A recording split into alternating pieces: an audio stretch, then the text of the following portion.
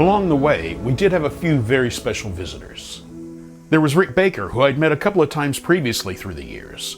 He was flown down by Pete to cameo as the pilot who takes down Kong at the climax of the film, a fitting reversal for the man who played Kong in the '76 remake.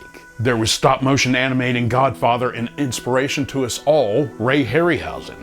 Ray Harryhausen. Ray Harryhausen. Ray Harryhausen. Ray Harryhausen. Ray Harryhausen monster, you know, they're all beautiful.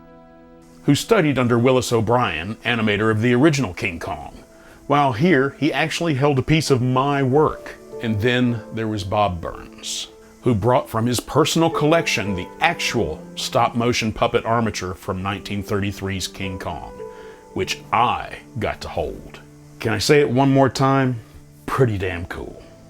Like my follow-through on Lord of the Rings characters from design to sculpture to merchandise, I did the same thing on this one, and even though it meant more scales, I was proud to see my Bull Rex through to a tiny bookend piece, with the other Kong side being sculpted by Sean Bolton. This was also the end of the original merchandise method of being hand-sculpted by artisans who had worked on the film that we had established with the Lord of the Rings merchandise. Using the latest milling technology of the time, Weta was now able to model the piece in ZBrush and then print a 3D version of it, and then that was handed to the sculpting team to add fur or, God forbid, more scales. This was only done on a couple of pieces, but it did lead to my request to change my credit from sculpted by to finished by.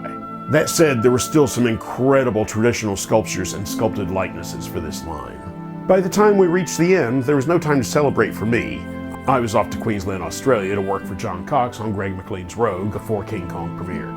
And wouldn't you know it, it'd be back to sculpting scales for me, but we'll come back to that. For myself, I'll always prefer traditional, practical effects.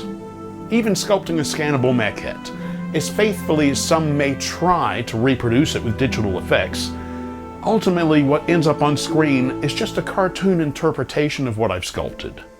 Having said that though, I am incredibly proud of the work that the team at Weta Workshop and Weta Digital did on 2005's King Kong.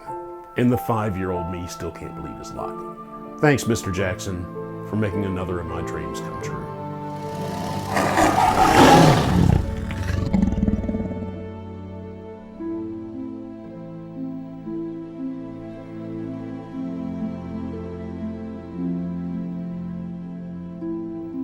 What's the only thing cooler than working on a remake of King Kong? Working on the original King Kong.